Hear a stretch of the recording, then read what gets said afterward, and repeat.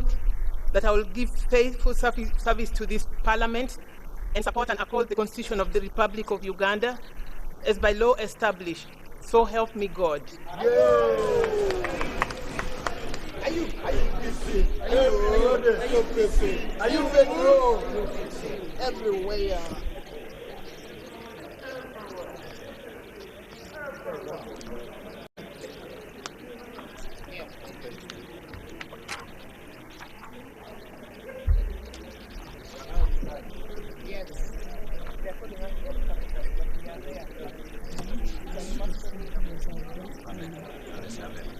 One is my low budget name, my low budget name.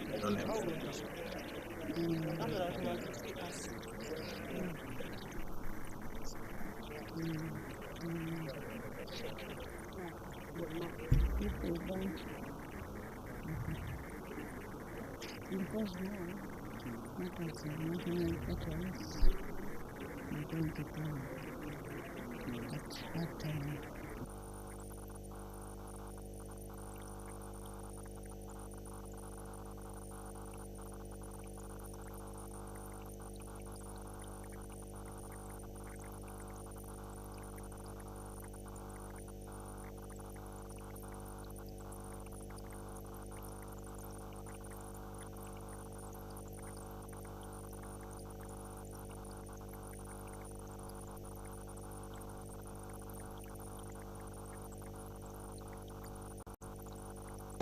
Honorable members,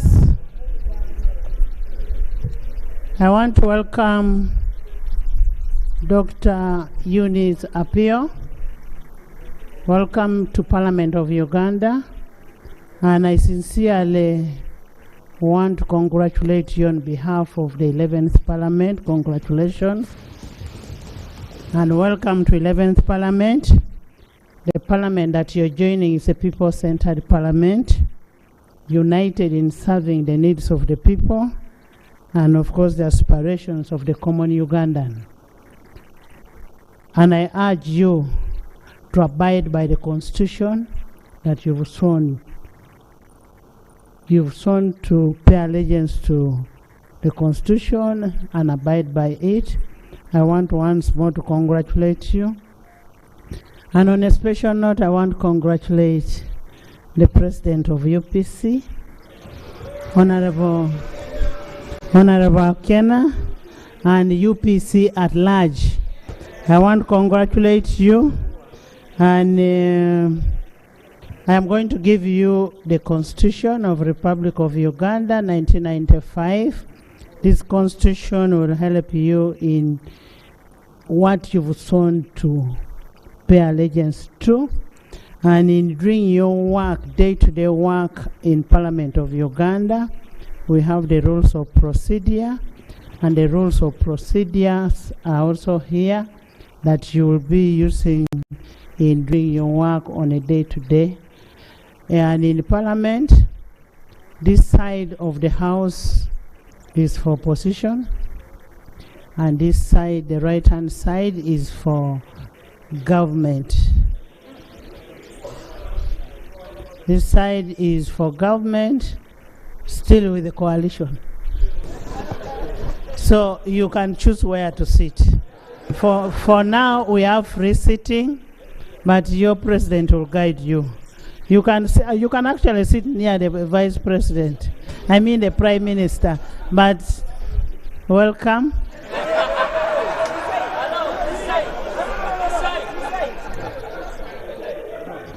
Honorable Eunice, you have to sign.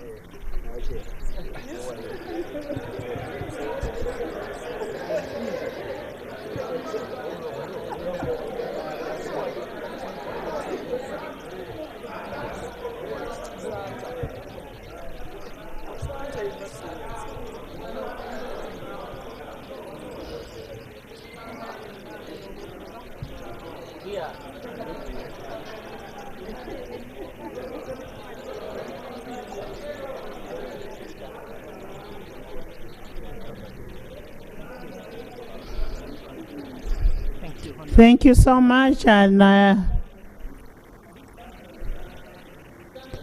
the arrangement of the House is pursuant to Rule 9 Opposition sits this side, ruling party sits this side. Thank you. Please have a seat.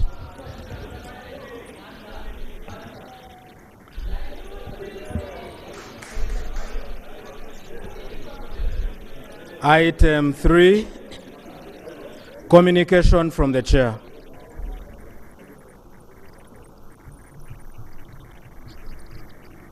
What?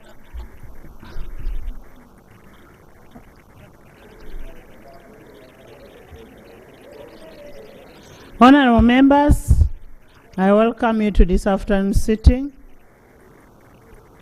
As the financial year 2023-2024 gains traction, and as the Minister of Finance, Planning and Economic Development disburses the approved budgets to the various expenditure centers, I have noted and have gotten reports of the money that has been returned and spent from different districts, from different votes, back to the consolidated account, fund account. We may need to have a reconciliation on that money that has been returned. We need a reconciliation on that money. The failure of some entities to effectively utilize their budgets is an indictment of the planning function at various levels that affect our national development aspirations. Because if you've budgeted for 1 billion and you've not been able to consume and use all the money, and you're returning it, then you're affecting the budgeting, the planning process. So you must always budget for what you know you're going to consume. And that still comes back to us in Parliament, that we should not disburse money when it is towards the end of the financial year, because this money will not be consumed. Whereas our role as members of Parliament is to do appropriation of the budget, we also owe to this country to ensure that people are represented well. They approve the budgets, help in reducing poverty, and help in working for the living conditions of our people. Let's not just approve, but let's make sure that we follow the use of this money that is approved. I therefore call upon the leaders and the technocrats to ensure that efficient, effective, and economic utilization of the funds that are approved is being done. Honorable members, considering that we are in the 4th year of implementation of the National Development Plan 3, it's imperative that the resource utilization matches the national development aspirations. And that's why I am emphasizing on the issue of utilization of the money and the projects to be completed. I want to ask members, please don't sleep on your jobs.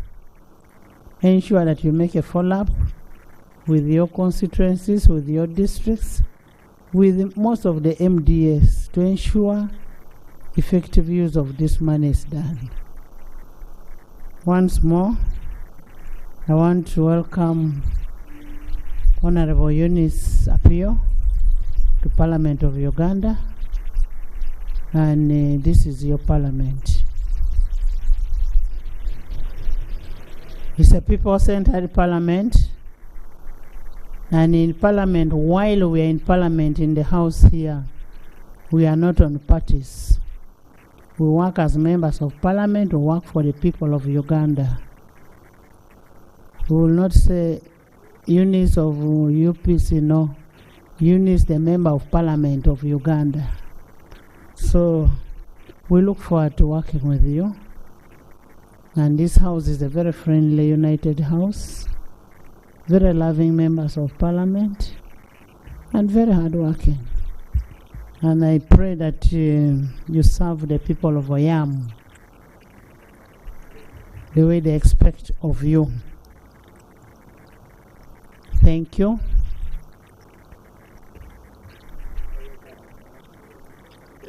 Yes, Royal Guard. Honorable Angora. On the communication, all of you. Yes. Honorable members, I want us to agree on one thing. Those who have matters of national importance will come at the Prime Minister's time, so that the Prime Minister is able to answer everything at a go.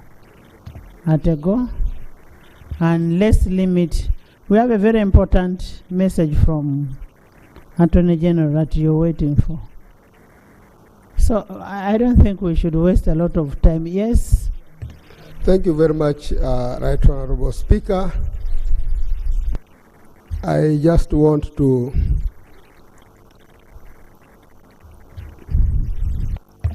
Honorable members, before we just hold on.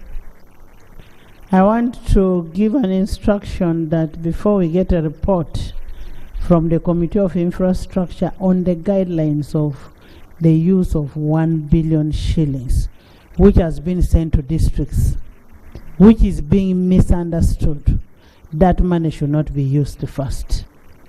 Chairman, we need those guidelines here on Tuesday. That this House must approve those guidelines. No use of the 1 billion shillings by districts. Thank you very much, Madam Speaker. Madam Speaker, in reaction to your communication, you've rightly said that as we come to the close of appropriation, many MDAs, ministries, departments, and agencies return money to the consolidated fund. It is a common practice for us from the accountability side. We refer to it as a sweeping, because the system switches off automatically, so most of these funds are not absorbed. And Madam Speaker, you've raised a pertinent issue, which we have kept inquiring into, and maybe we shall now get further guidance on how to proceed with it. When this money comes back, you remember we do appropriation and even pass the budget before we know how much is going to come back. And we assume that the collections that are going to be mobilized from whether locally and development partners will service the budget that we approve. And these funds now come back. And we need to come up with a very good understanding as to how we shall be treating those funds, despite the call that we have been receiving that those funds are absorbed into the budget. And some of them go back as supplementaries. We need to understand that much. But also, Madam Speaker, there's a very serious issue that is causing this sweeping back of these funds. One, let release. Then two, we also have now a common issue related to capacity building. Many times we are told the system towards the end of appropriation is so slow. They try to log in, I don't know what system that login is, and it ends up switching off without the money being absorbed. We can even literally be made to understand that it is an intention. It is an intention that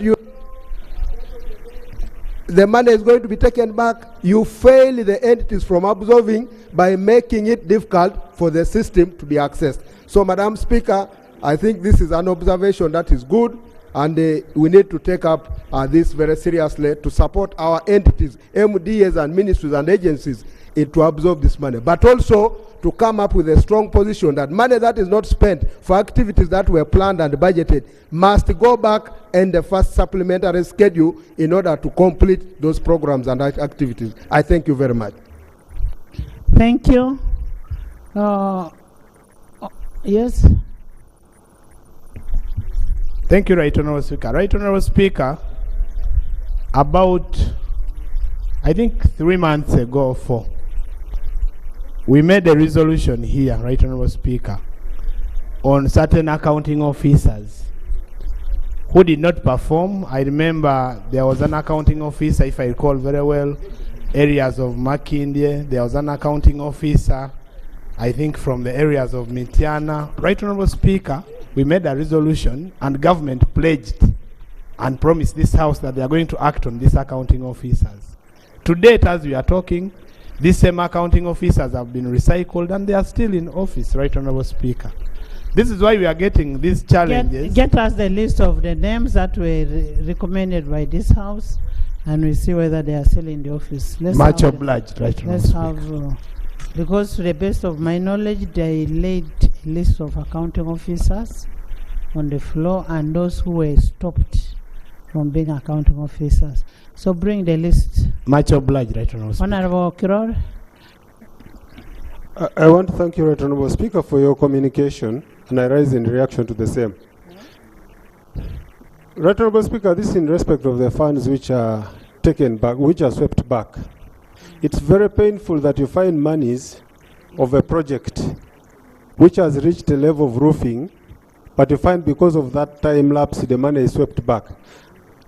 Right Honorable Speaker, for us to realize development and progress in this country, it is very important that we stamp our feet as a parliament, that the funds which have been swept back should immediately be reverted. We should be able to revert these funds back so that they are able to complete the project. But it appeals much also to the legislation. Now, there are these funds which are donor, there are projects, for example, bank for World Development Bank. These funds are given to the country to perform, but you see, they are part of the funds which are also swept back. So we should be able to have. Honorable members, I am happy the Prime Minister is concerned also about the swept. Most obliged. Now, that swept money, from the accounting view, I want to ask the Committee of Finance to do this House a favor and look at a statement of that account on the 30th June. 30th of June. How much money was there? Then I want also a statement on the last day, 31st. I am speaking as an accountant now. I want us to reconcile that account. Let's have the statement before the sweeping, and then the statement after the sweeping, and then a reconciliation on the sweeping. If what was swept back is 5 billion, 1 billion came from Bukedea, the other one came from this, I am giving finance 1 week to do that. Where you need consultancy services, I'm available. Honorable members, this is a serious matter. When you're doing appropriation, you appropriate and say the source of funding is going to be ABCD. I have never seen a balance carried forward from the last financial year. Yes, Doctor, not on sweeping. Madam Speaker, I wanted to propose further, apart from reconciliation, if we could establish why was the money returned. It would help us. It would help us. Let me make my point.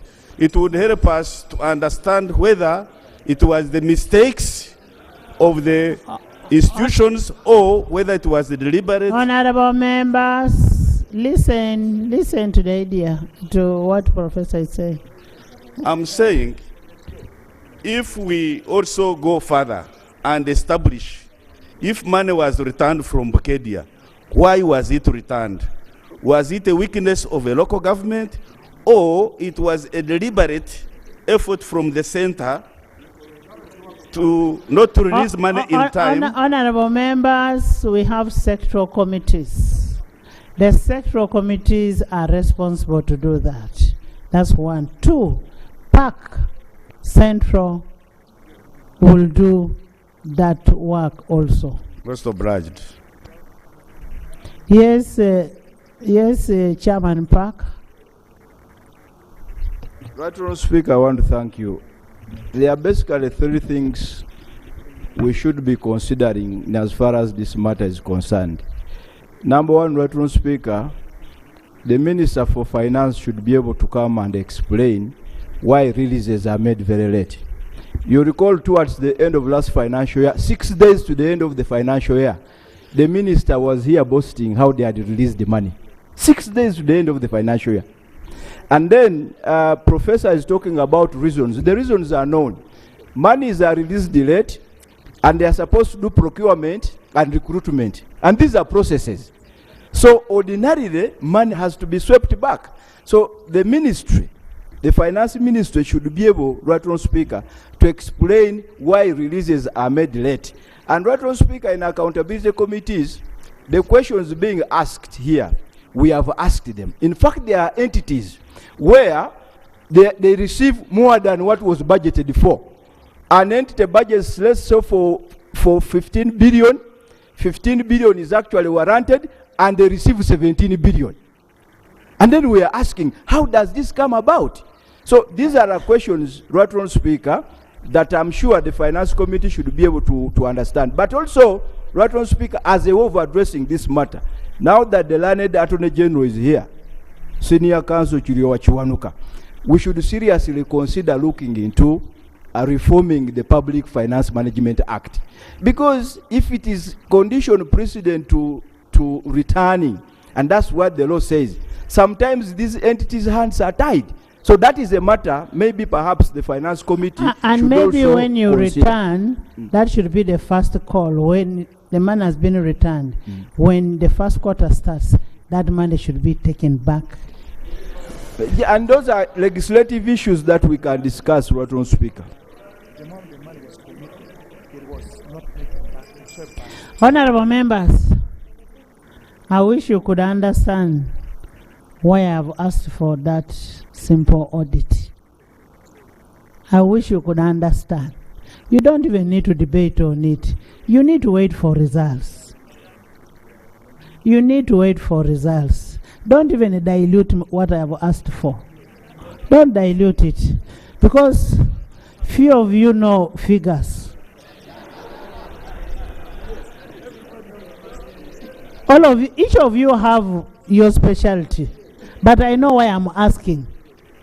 Honorable members, in the public gallery this afternoon, we have teachers of Nama Umea Primary School and students, that is Mukono, represented by none other than Honorable Nabukera Hanifa and Honorable Kayondo. Honorable Kiwanuka, please stand up. The students. Hey, sorry. Students, we love you. I know you're watching and you're hearing. And thank you for bringing our MPs. Honorable members, in the public gallery this afternoon, we have the mighty team of a delegation from Oyam. Honorable Ebil.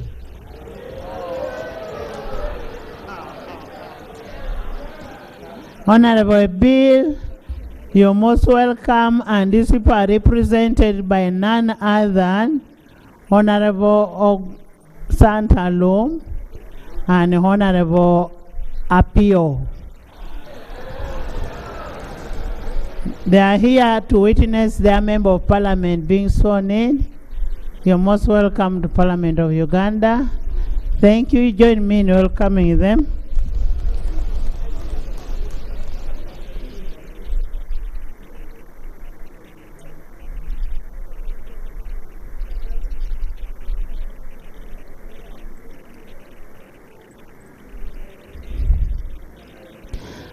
Honorable members, the Prime Minister wants to give a statement on the returned monies. Want to say something on the returned Right Honorable monies. Speaker, thank you so much. Right Honorable Speaker and colleagues, Cabinet already is aware of all this, and we had a meeting chaired by the President himself, and he directed that the monies that are swept to the consolidated fund should be returned in the first quarter of a financial year. And the decision has already been taken. So, Right Honorable Speaker, in addition to what they are going to do, which I thought you needed to know this. Thank you so much. Honorable members, you've heard. Yes, Morris. Honorable members, my investigation still stands. Thank you. My investigation, I want an investigation, I want a reconciliation on that account. Thank you, Right Honorable Speaker, and we appreciate the statement from the Prime Minister. But Right Honorable Speaker, already the release for the first quarter has been sent. And we wanted to know from the Prime Minister whether, as the instruction from the President was to have that money sent, it has been added and sent, because it has not been sent. Yes, yes, of course. Then, Professor. Thank you, Madam Speaker. Madam Speaker, all the activities that we have prepared money for comes after planning for it. And in this situation where the Prime Minister is saying there is already a directive that all those monies that have been swept back in the first quarter supposed to be remitted back to whatever entities that the money is coming from. Could it be to clarify, if those activities was not budgeted for, how will it now fit? Because we have already seen how the system switches off, and sometimes, if they have already budgeted for those activities, we appropriate the money from here again. How will it now match? So I think the directive that you gave can still stand and stand well, so that we can know exactly where that money has been kept. Besides also, before, when during the time of Budget Act, some of those monies, if it has already been committed, they always retain it. It doesn't come back. They don't sweep it until when the Budget Act was, we amended it. We brought the Finance Act to replace. At the time when you're passing the budget bill, the appropriation bill, that money is not included. Yes. It's not part of the appropriation. Yes, give Professor of That's accounts. the point I was trying to make. Give Professor of Thank accounts. Now let me hear from Professor. Thank you, Right Honorable Speaker. First of all, I have to thank you for directing so. One, we normally pass the budget around May, because my chairperson Parker was saying the minister should explain. Even when the Minister of Finance explains, you know URA collects money until the end of June. And when they collect money, they will tell you the money goes to the consolidated fund, which is rightly so. And definitely, they have to release the funds. But it is late when these funds can't be absorbed. Then two, because we pass the budget in May, the funds which are swept back are not appropriated. That is one. But from PAC, the colleagues from PAC, when these funds go back to the consolidated fund, they are the first source. The first source for spending. Then plus the funds collected by URA. But it's irregular because these funds are spent when they are not appropriated. But I'm very sure, Right Honourable Speaker, why you are saying so, what we normally look at as balances, the money is very, very little compared to what is swept back. I would just cite an example for the financial year 2021-2022. The fund swept back for Ministry of Local Government is 26 billion. 26 billion.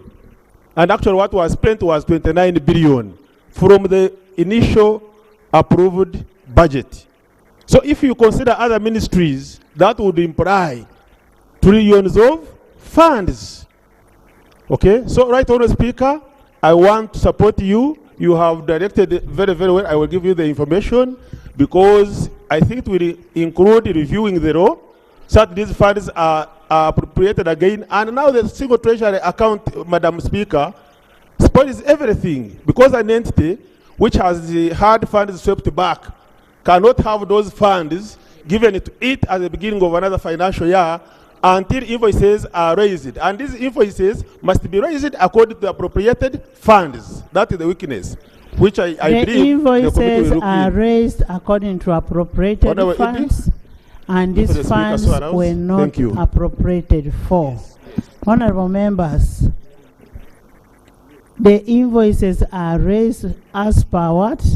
Appropriated funds. And these returned swept funds are not appropriated for. And we are talking about reconciliation. How much came from where? And if we are using it fast, how much are we using?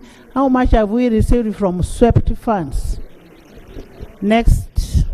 Madam Honorable members, let's not talk about that item anymore. Let's have a reconciliation. And that reconciliation will help this house. I have given it to finance. Let's first start with only this last financial year. Let's have the last financial year. I want only one financial year. And I have discussed this with Attorney General. We are in agreement with this. We must move together. And I mean, transparency is very important. Next item. Item 4, statement. Yes, Dr. Pio. Thank you, Right Honourable Speaker. The procedural issue is on the 1 billion that you've asked the committee to come up with the guidelines. However, we also have the Uganda Road Fund releases for this quarter. And the information that we have is that only 10% of the funds have been released, as opposed to the 25%. Doctor, we discussed about that issue. The issue is on... No, we discussed about it and was referred to the committee. Right Honourable Speaker, what I was talking is on the road fund, not the 1 billion. I am saying the road fund money. Didn't I refer it to the committee? Government Chief Whip, didn't I refer it to the committee? Inform me of members.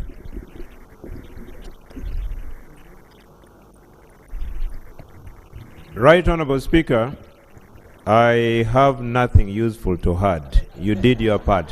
Thank you. Thank Most you. obliged. Thank you so much. Yes. Thank you, Right Honourable Speaker. Right Honourable Speaker, I raise the issue of redeemed energy, and the Prime Minister. Prime Minister is going to handle during Prime Minister's time. Okay. Yes. Thank you, Madam Speaker. Yes, next item. Honorable Jara, come back. Come back. And Honorable Professor, I told you to mark all the chairpersons. All chairpersons must be in the house on a daily basis. You're noting? Okay. Next item. Item 4, statement by Minister on the status of local councils 1 and 2. Honorable members, this issue was being discussed, and we gave the minister time to come and present today.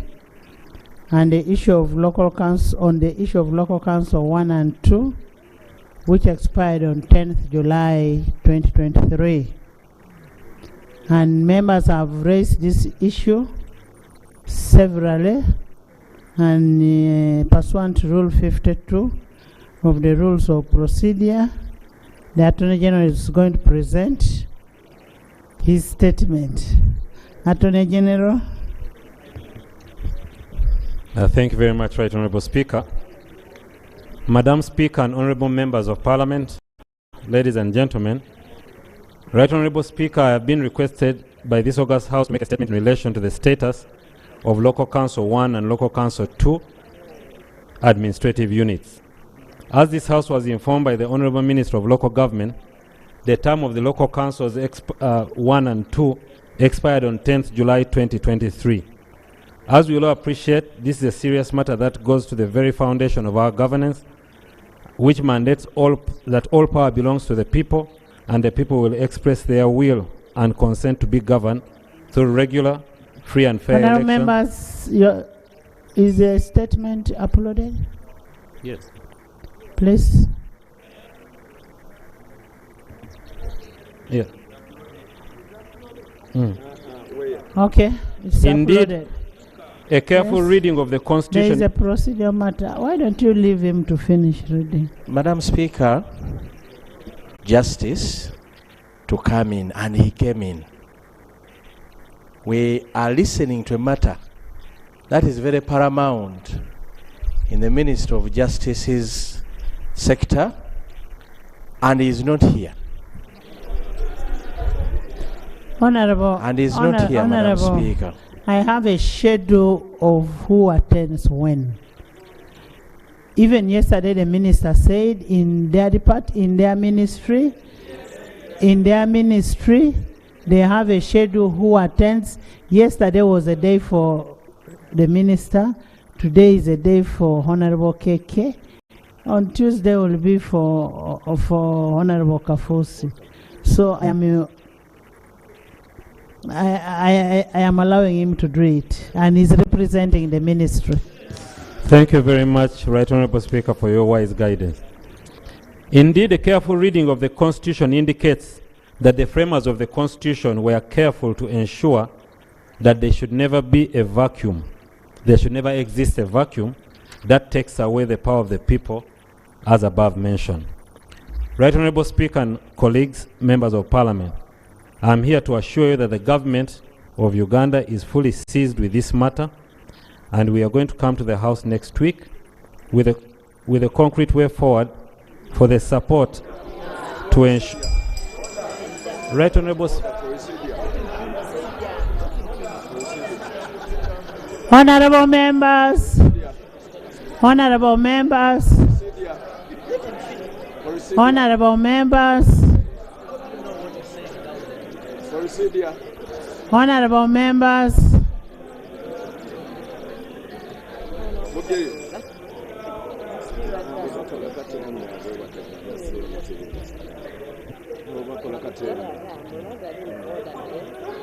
Honorable members, honorable members, your reaction is premature. Why don't you wait for him to finish? Then you debate on the document.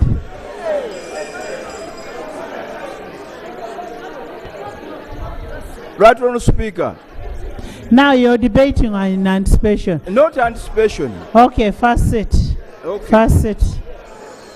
First sit.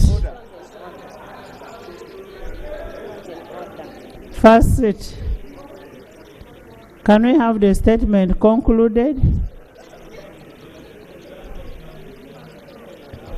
Thank you very much, Right Honorable Speaker.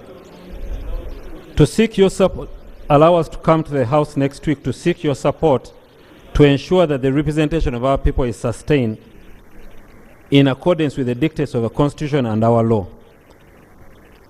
I therefore request you to give us time to conclude the internal consultations to obtain the necessary approval of Cabinet as provided for under the Local Governments Act to enable us to prepare a way forward to present to this House.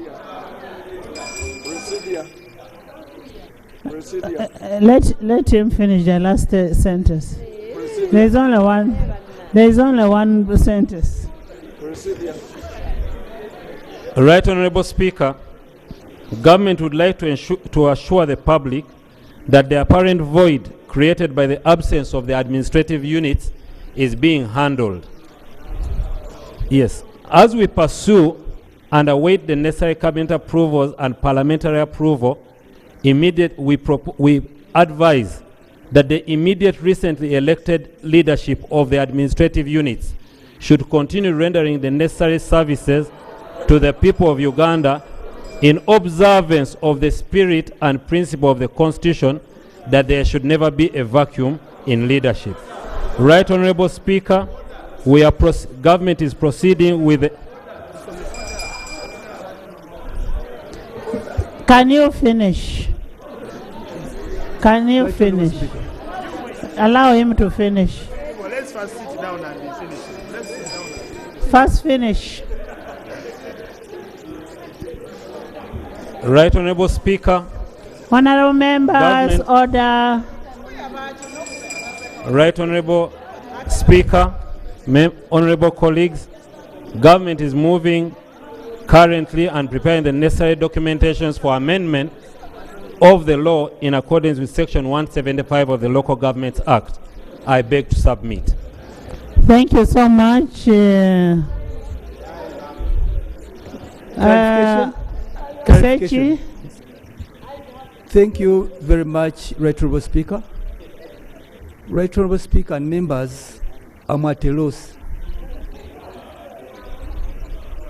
The Attorney General, the Land Attorney General, gave an opening statement how power belongs to the people, who must decide how and when they should be governed, and he enumerated Article 1 of the Constitution and said that is the way people are governed. But then at the same time, the same breath, the same point, he went on to say that he's aware that the term lapsed on 10th of July, and now they are going to sit as cabinet to come up with a way forward and amend and present a workable arrangement to this House. Right, Honorable Speaker, what happens between the 10th and when cabinet shall sit down? Number two, you also on TVs, the LC1 chairpersons returning the stamps. They were returning them, meaning that their term had expired. So what is happening since then and now, and him being a landed Attorney General, he knows that courts are moving on. People need LC1 letters to stand surety for the suspects in courts of law. He knows that people are transacting every day requiring the stamp of the chairpersons of villages to endorse those transactions. He knows that the biggest section of our people and the governance structures are right from the villages that total more than 70,000.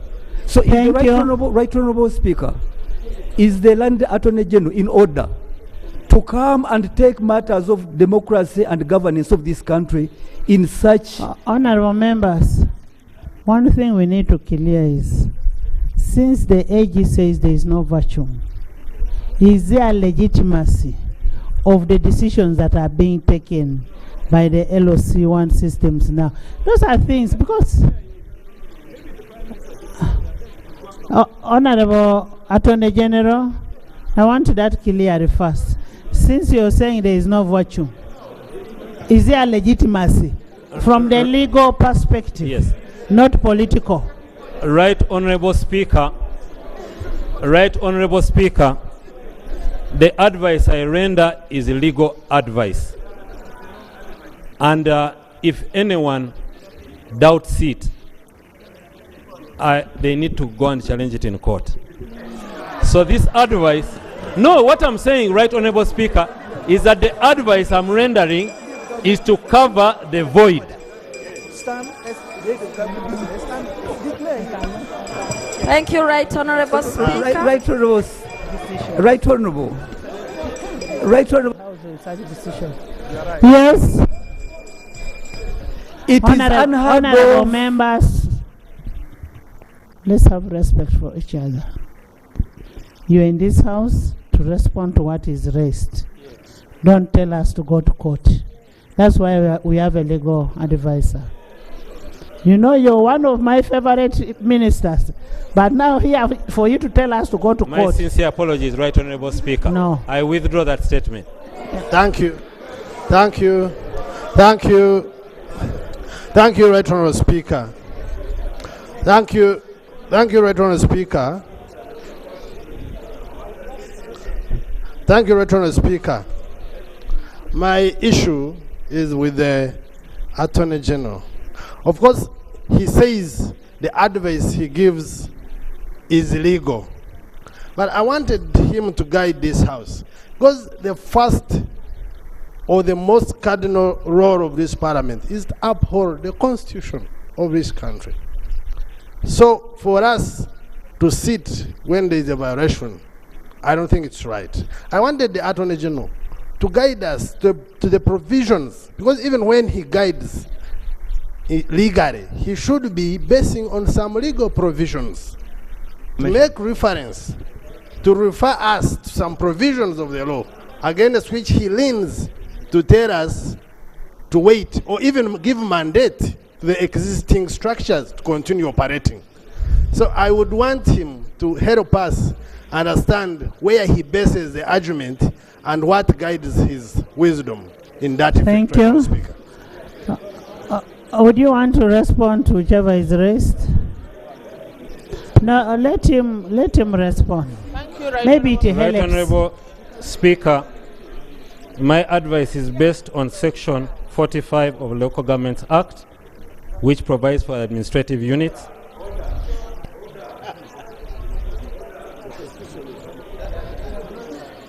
Right Honourable Speaker. But you're putting an order. You've not finished with citing the law. We need to know the law so that you check whether it's the right law or not. Honorable, cite the law. Right Honorable Speaker, I'm relying on Section 45 of the Local Governments Act, which provides for administrative units of councils and committees at the village levels. I'm relying on Section 175 of the Local Governments Act, which provides for the schedules that are set out in the Local Governments Act, and third schedule, Regulation 11, which empowers the local government minister to extend and term of office of local government. Yes, Right Honorable Speaker. Right. Proceed.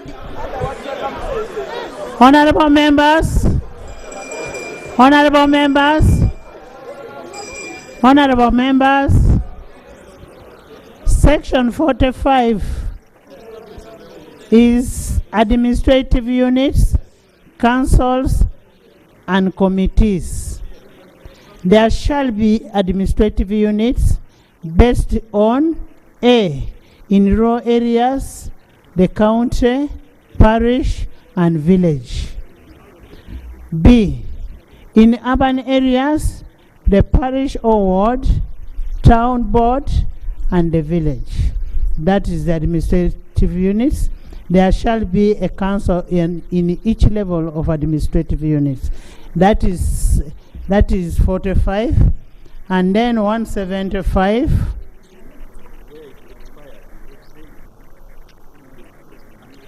Did you say 175? 175. That is regulation and amendment of schedules. Regulations and amendment of schedules. 1. The minister may, by statutory instrument, make regulations for further carrying into effect of the provisions of this act. The minister. 2. The minister may, by statutory instrument and with the approval of cabinet, amend, replace, alter, or revoke any of the schedules provided under this act, and the minister shall not have powers to delegate this function. 3.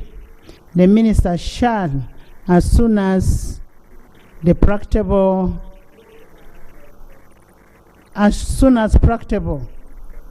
alter the publication of the statutory instrument under this section.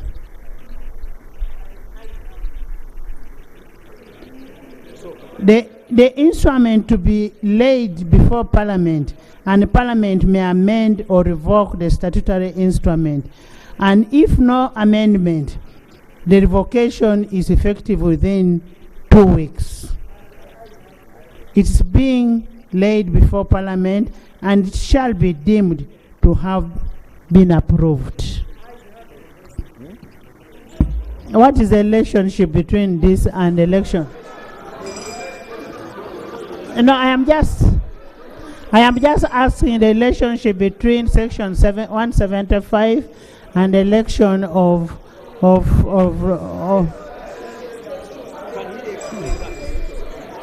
Now, if we are talking about an extension, there must be a statutory instrument, and if there is a statutory instrument,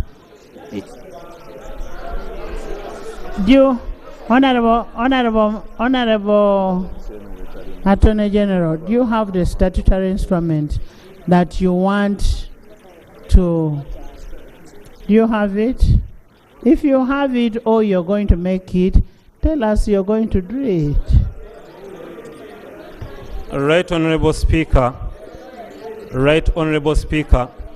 in my statement I did state that you allow me time to have the approval, because like you have read, Right Honorable Speaker, the instrument that is required to be done is supposed to be approved by Cabinet, and after approval by Cabinet must come to Parliament for approval.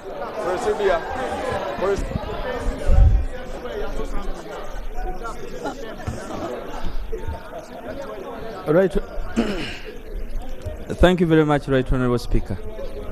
Right Honorable Speaker, I am just seeking clarification from the Attorney General. He clearly stated that the term of office, he understands that expired. I want to seek clarification from government and the Attorney General. According to him, what happens between now and when the government, that is next week, are these committees illegal according to him or legal? Secondly, according to Honorable Sechikubo, there are some chairpersons who have returned the stamps already, and there are those who have not returned the stamps, and arguments are being made in the villages. If anyone goes to court and challenges these agreements, what happens there? Can the Attorney General advise our people on how to operate in their villages? In the absence of these committees, I received the information from Honorable Abedi Wanika. Thank you. Thank you, Right Honorable Speaker. Right Honorable Speaker, I want a more clarification from the Attorney General. Article 181 of the Constitution of the Republic of Uganda. 4. All local government councils shall be elected every 5 years. Not May. Not May. And the Schedule 3, which you are quoting, the provision there for extending their term, it is only when there is war or in the case of a state of emergency. Is government planning to declare a state of emergency? Number two, Honorable members, we are not in a state of emergency. We are not even about to declare. Yes. The issue of local government is very simple. The issue of local government is very simple. How many villages do we have in Uganda? Right Honorable Speaker, there is about 71,000 villages. But just to clarify on something that Honorable Abed asked, LC1 and LC2 are not local governments. They are administrative units. You want to refer to Article 176 of the Constitution, which says the local government system, they are part of the local government system, but they are not local government. Yes, let me read it for you. That is subject to Article 178, the system of local government in Uganda shall be based on district as a unit, under which there shall be such local government and administrative units as Parliament may prescribe. Article 207 of the Constitution tells you what a local government is, and it includes only a sub-county, a district, and a parish. So it is not a local government. So the amendment being brought, is only to deal with administrative units, not local governments. Honorable Attorney General. Attorney General. Honorable Attorney General, whether it is administrative units, whether it is what, are we supposed to have elections for it? Yes, Right Honorable Speaker. The one for local governments is set out as... The administrative units. Yes, the local government is set out in Article 181.5. The one for administrative units is set out in 170 of the Local Governments Act, and hence we can deal with it under that amendment. So we are not touching this constitution. Let me hear the shadow Attorney General. Let's first hear from the shadow. Thank you, Right Honourable Speaker. I have a lot of respect for my junior, but senior, since he occupies that position. But with all the due respect, I am at a loss on the kind of interpretation he has ascribed today, especially when he says there is no vacuum. Right Honourable Speaker, although yes, it is true, Local Council 1 and 2 are mere administrative units, they also have quasi-judicial functions. And part of the quasi-judicial functions are clearly stipulated in the Local Council Courts Act of 2006. Now, the expiry of the term of those administrative units implies that the quasi-judicial functions of those units cannot be dispensed with when their term has expired. And there is no way you can apply to extend an already expired term. And even if you were to extend an expired term, that kind of extension cannot apply to the act we passed in respect of Local Council Courts Act. So unless they want to completely remove the quasi-judicial functions from these administrative units, and then say we are going to extend in respect of only the functions of administrative units excluding the quasi-judicial functions, then we do not even need those units to be there. Because one of their cardinal roles is actually the quasi-judicial function. So we either have the elections for LC1 and LC2, or we agree that yes, you have run broke as a country, you can no longer manage, bring a constitutional amendment, and we remove them all together. But otherwise, to say that everything is normal because they can extend the term, in my view, is disrespectful. And I therefore move a motion that the statement by the Attorney General be rejected and expunged from the record. Thank you, Right Honourable. Thank you, Honourable Member, for giving way. He gave me information. Yes, the motion, Madam Speaker, I have moved is that it's a motion without notice, that the statement by the Attorney General be rejected by this House and be expunged from the record.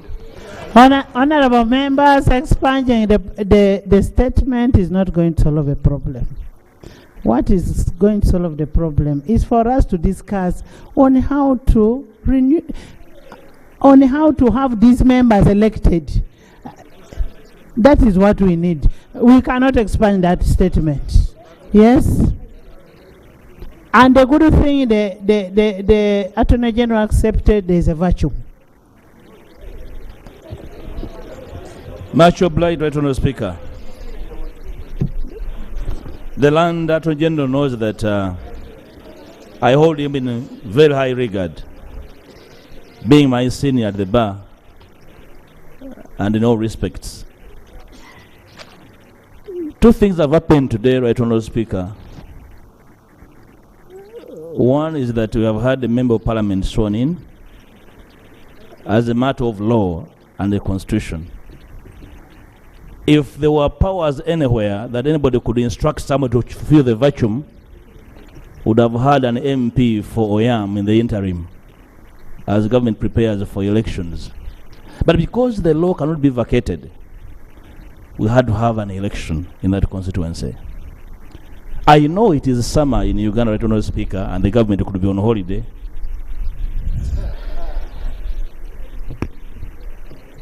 That's why the Land Attorney You General. said we're on holiday. Honorable Leader of Opposition. Honourable Speaker. Honorable Leader of Opposition. As we speak now, the elephant in the room is how do we regularize the tenure of the expired LOC 1s and 2. Whether people are on holiday or not, the issue is regularizing. Thank you, Right Honourable Speaker. And that's why now the Prime Minister is paying attention, having referred to summer holidays. Right Honourable Speaker, we heard from the Land Attorney General that he was aware that these councils expired on the 10th. And he also quoted the law which is going to use to come next week to try and regularize and hazard a response to the crisis, Honourable Speaker. Meaning that clearly there's no preparedness. For the whole of last week and this week, we have been demanding for clarity on the situation. The Land Attorney General claims that he was close with the law to vacate the crisis and never came to the House to say so. He's now bidding for time. Right Honourable Speaker, our mandate as members of Parliament is non-delegable. We cannot delegate this mandate as custodians of the Constitution. There's no doubt. We have listened to the Land Attorney General. He has not spoken anything new as far as the law that sets into motion the existence of these councils is concerned. And the fact that they made mention of the fact that we can go to court spoke volumes about. He withdrew. Of course, we withdrew, but the intent remained. The spirit remained, meaning that. No, he withdrew. I concur. Yes. I concur, Honourable Speaker. Meaning that the lack of legal and political will still exists in the government. Right, Honourable Speaker. I want to invite the House on both sides of the aisle. I would like to invite the House. Procedure, Right Honourable. Yes, there's an order.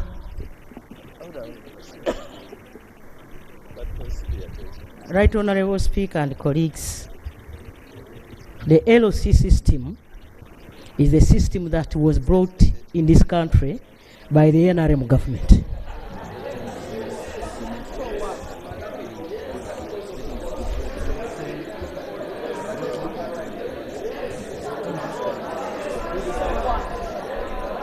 Tell him. Yes, Prime Minister. Right Honourable Speaker, I wanted the member to be attentive so that I can speak my mind. Right Honourable Speaker, the LOC system was brought in this country by the NRM government. That now means we are the brain workers of the LOC system. Is he in order to insinuate that this government does not have a will to cause the election of LOCs, yet we have the majority in this country? Is he in order? Is in order.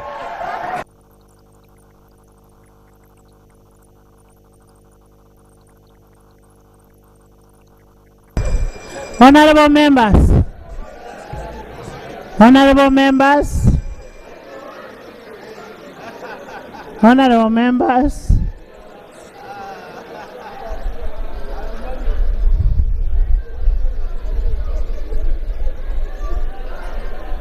Honorable members, can I have some attention? Who has said Nabanja? She's Honorable, Right Honorable Prime Minister Nabanja. She's not Nabanja. Honorable members. Honorable members. I want to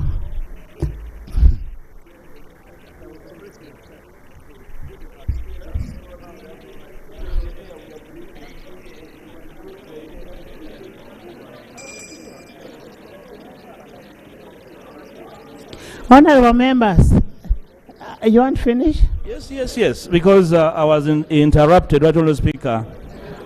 And I want to agree with the Right Honourable Prime Minister, and we congratulate the NRM for bringing LCs on a fire truck which has caught fire.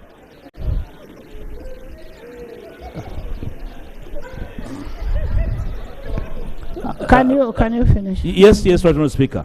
You see, the invitation for me to this House on both sides of the aisle is to see our duty as Parliament and not to be taken for granted. Initially, we were being informed that there was no money, and a huge bill of 56 billion was being flashed around with no premise at all. Then second, we were told that they were in existence legally. We asked for the law, and the statutes were opened, and there was nothing to really show for it. And you can confirm that from the Land Attorney General, he was trying to hazard some quotation of the law, but we know the law a little bit, Right Honourable Speaker. Right Honourable Speaker, I want to invite the House to reject that statement, and if government is not ready, these members of Parliament are coming from constituencies that are actually seated on hot plates. There's chaos in the communities. There's a procedure matter, but before you come with your procedure, I want to refer the Attorney General to Article 1112 of the Constitution. The function of Cabinet shall be to determine, formulate and implement the policies of government and to perform such other functions as may be conferred by this Constitution or any other law. Would you mind giving this House maybe the timelines, the roadmap on this matter with the tangible timelines, really? Right Honourable Speaker, the proposal will be before Cabinet. It's going to be on the agenda on Monday, and the Minister of Local Government will be appearing in the House on Tuesday with a proposed amendment to resolve this impasse. But do we agree legally that there is a problem? Right Honourable, there is a challenge which there is this a law challenge. will Yes, address, do we agree that there is a challenge? which the law legally? is going to address, Right Honourable The Speaker. law is going to address? It's going to address it all the way from the 10th. So that's why we are saying that they should be allowed to continue providing these services, because the proposal we are bringing is to address it from the 10th. Procedure, Madam Speaker, procedure. Right Honourable Speaker. Honourable members. Honourable members. Let's allow government. Let's allow government. This is a very serious matter. All of you have LOC1s, LOC2s.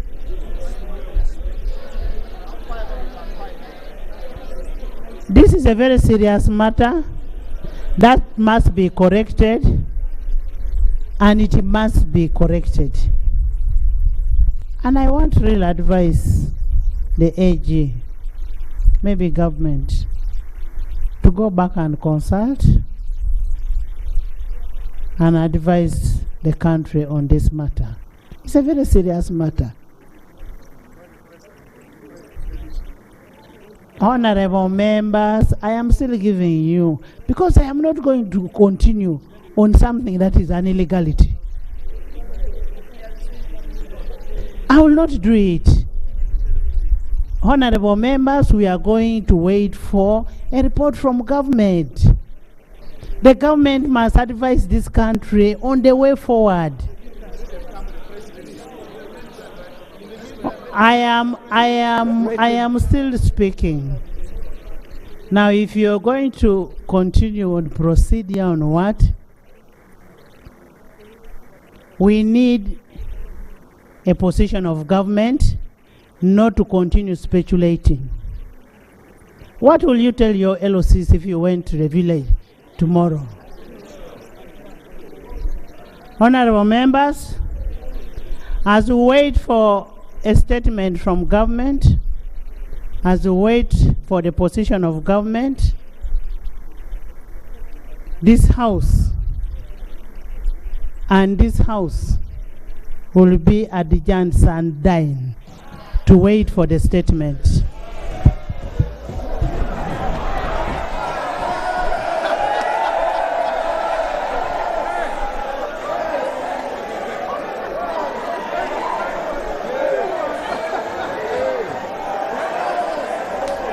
Look at the bag, carry this phone, and follow her. Go.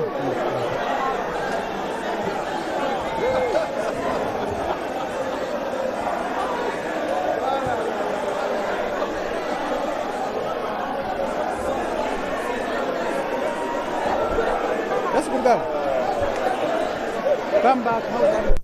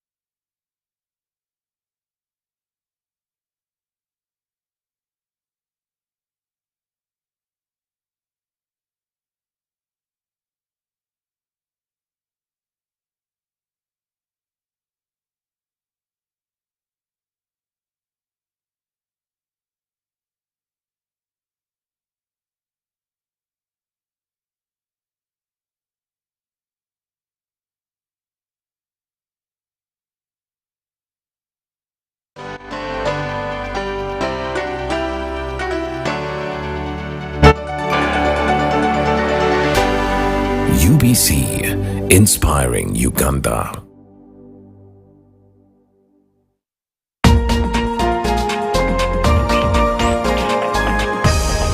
This weekend on UBC. The Ugandan fashion industry has big economic prospects, of course, with Gwiza paving the way.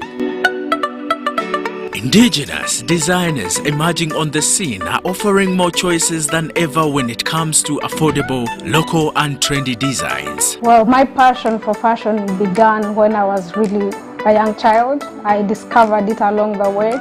Sleevio's brand caters for the daily needs of the modern fashionista who wants to look stylish in a simple or out-of-the-box unique way with a diverse range of sophisticated silhouettes. For a person who wants to associate with the Gwiza brand as, let's say, a client or a customer or any other person, what are they looking now for?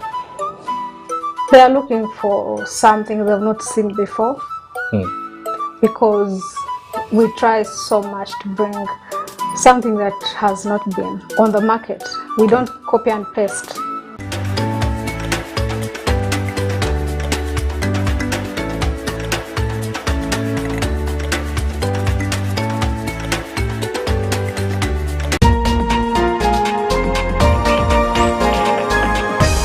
One-on-one with Michael Jordan Lukomwao. A weekly face-to-face conversation focusing on accountability, inspiration, information, and sensitization of the public from the various sources such as inspirational profiles. Having a disability is not inability. Professional guidance. There is no special antiretroviral therapy that is given specifically for discordant couples. And of course, politics. Don't you see anywhere that you would give a credit in the fight against COVID? My role as the owner of the country is not to, be preoccupied by giving credit to my servant. We have said that if we are to talk to General Museveni, there must be certain conditions in place. Is it true that you paid 5 million shillings to MPs that voted for Anita Monga Tayebo?